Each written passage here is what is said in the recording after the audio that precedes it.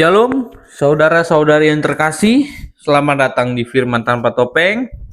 Di channel ini kita menghadirkan dialog, apologetika, dan pembahasan iman Kristen yang berlandaskan Alkitab. Disampaikan dengan kasih, hikmat, dan rasa hormat kepada setiap orang. Tujuan kami bukan memenangkan perdebatan, melainkan menyatakan kebenaran firman Tuhan dan membawa setiap orang semakin mengenal Kristus. Dukung pelayanan ini dengan menekan tombol subscribe, like, dan bagikan video ini. Selamat menyaksikan, Tuhan Yesus memberkati. Di luar gereja ini tidak ada keselamatan. Di luar gereja ini nggak ada keselamatan. Aku cuma mau nanya satu ini aja jawaban yang masih mengganjal hati saya, yang sampai detik ini belum berani saya memutuskan milih di antara dua ini. Antara Protestan maupun Katolik, misalnya suatu saat jati diri saya di agama ini, satu ini yang membuat saya ini agak malu. Sebentar sedikit. Berarti ada niatan mau jadi orang Kristen? Ya dibilang ada, tapi saya jujur takut. Saya mengaku di lingkungan saya pun agak takut karena ya maaf lah, cemooh lah yang nanti di apa? Jangan lihat orang lain. Kita tidak hidup berdasarkan kerjaan ngaruh, Bang.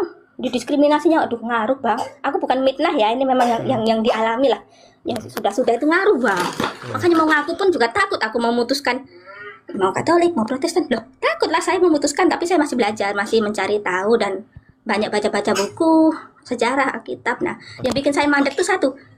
Ini katanya, misal contoh, di luar gereja ini nggak ada keselamatan, di luar doktrin gereja ini nggak ada keselamatan, di luar, sorry aku nggak nyinggung manapun yang di luar apostolik nggak ada keselamatan loh. Bukannya keselamatan itu katanya mengimani dan mau percaya sama Sang Juru Selamat itu sendiri ya. Aku cuma mau nanya itu aja. Kalau di luar gereja itu udah ini dijawab. ada, Itu udah dijawab tadi, udah dijawab.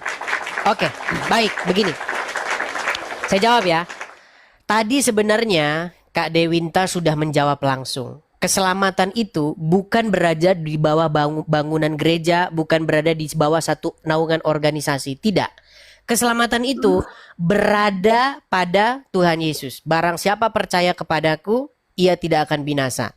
Nah, sekarang masalahnya adalah, betul, jadi Anda sebenarnya sudah menjawab dan jawaban Anda itu tepat. Tidak berada di bawah naungan atau organisasi. Keselamatan bukan berada di bawah naungan atau organisasi tersebut. Ya, Anda mau di gereja apapun, Anda mau di gereja bangunan apapun, tidak menjadi masalah. Selama gereja tersebut mengajarkan yang diajarkan Tuhan Yesus. Nah, saya cuma mau bilang, penyembahan kepada patung-patung Maria, kepada patung-patung Santa, kepada patung-patung yang katanya patung Yesus, bukan pengajaran Tuhan Yesus. Baca Alkitab, tidak pernah Tuhan Yesus mengajarkan nyembah patung. Seperti itu. Iya sih, kalau di luar, sorry ya Bang, kalau berbicara mau itu patung atau pak, nggak, saya nggak mau karena situ saya takut menyinggung satu sama lain. Aku hanya cuma satu tadi yang mengganjal, yang membuat saya belum memutuskan mana nih jati diri saya yang akan saya lakukan. Cuma satu itu aja sih Bang, yang masih mengganjal sampai detik ini, masih ibaratnya masih maju mundur gitu loh Bang, masih maju mundur. Kalau saya sarankan, kalau mau memilih gereja atau organisasi tertentu, datanglah kepada gereja yang biblikal, yang tidak sembah-sembah patung di dalamnya. Seperti Ya itu. manapun Abang, aku mah kalau sembah-sembah itu sih aku yakin nggak ada pada sembah-sembah kayak gitu, aku yakin sih. Cuma kan ya Ada. Sebentar, saya kasih tunjuk. Ada.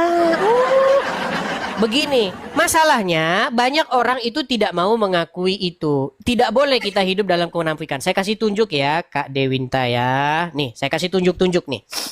Nih, sebentar. Ada penyembahan-penyembahan itu ada. Oke. Pertama ya, saya kasih tunjuk dulu. Oke. nanya ke situ lagi Abang. Tenang, pelan-pelan. Saya mau tanya dulu. Ini yang dikalung-kalungin ini, yang dikalung-kalungin, dibunga-bungain ini ya, dihormat-hormatin, disujud. Menurut Anda, ini dikultuskan dan disembah nggak? Gimana ya? Kalau disembah sih nggak mungkin, tapi kalau dari, aku nggak mengatakan mereka nyembah ya, cuma kan kalau dari bentuk fisik, kalau misalnya fisiknya nunduk atau apa, ya kalau secara fisik bisa dibilang nyembah. Tapi kalau dari keimanan hati, ini menurut sudut pandang saya ya, kalau dari keimanan hati nggak mungkin mereka itu menyembah patung, itu enggak. Oh, ada. Oh, saya tunjukkan. Baik. Ada loh. Saya ya Bang, maaf ya, saya nggak mau nyinggung pihak manapun loh ini. Karena kan awal mula saya pengen naik di sini tuh cuma mau bertanya itu, nggak mau jauh-jauh. Ini ngapain? Coba lihat, perhatikan. Oh, Itu sih Saya kalau putar lagi ya penilaian sebentar. saya Saya putar lagi ya. Nih saya putar lagi. Lihat, Jumat aja. kelihatan? Nah, Mm-mm. itu sebenarnya tidak beda-beda jauh seperti ini. Nggak beda-beda jauh, sama kok, sama itu. Nah, Iya, ini kalau wajahnya agak sedikit cantik sama RK langsung dibilang Bunda Maria yang terkasih. Iya. Iya. Cuman karena kalau wajahnya itu RK nggak mau dia.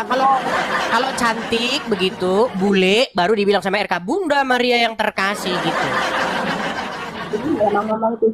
Kalau dijelasin kata-kata, kan kata-kata kan bisa disangkal tuh bang. Oh iya itu ini mbak, kalau dilihat dari apa ya, secara fisik misalnya saya nunduk atau apa, ada yang bilang sujud, ada yang bilang nyembah. Tapi kan gini loh bang, kalau dibicarakan lewat secara hati, secara keimanan itu tidak menyembah seperti yang dibilang seperti bang Edis. Tapi maaf ya, saya jujur, saya netral.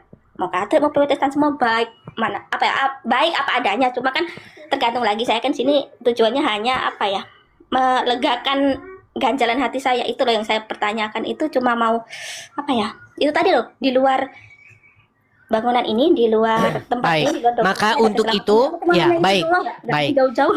Baik. Jadi intinya, kalau kita sudah berdebat, sudah buntu, kita kembali saja kepada Sang Juru Selamat. Apa? Pernahkah Sang Juru Selamat mengajarkan atau menyuruh untuk membungkuk sujud di hadapan benda-benda mati? Tidak pernah. Bahkan dilarang di dalam Alkitab. Seperti itu.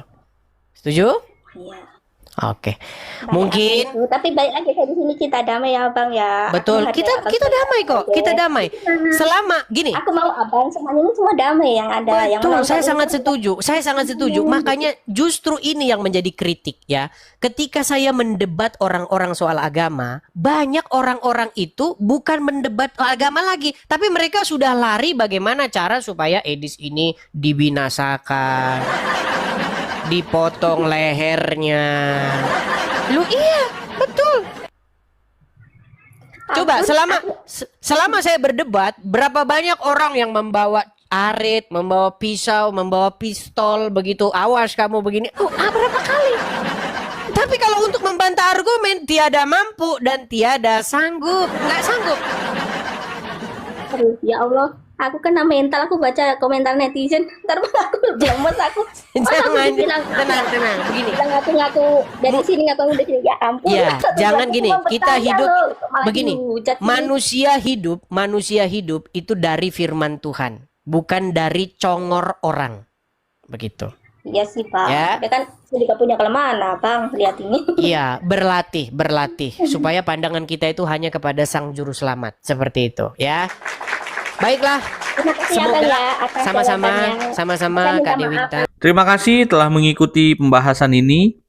Marilah kita terus mencari kebenaran dengan hati yang rendah, mengasihi sesama, dan tetap berpegang teguh pada firman Tuhan. Seperti yang dikatakan Yohanes 8 ayat 31-32, "Jikalau kamu tetap dalam firman-Ku, kamu benar-benar adalah murid-Ku dan kamu akan mengetahui kebenaran, dan kebenaran itu akan memerdekakan kamu."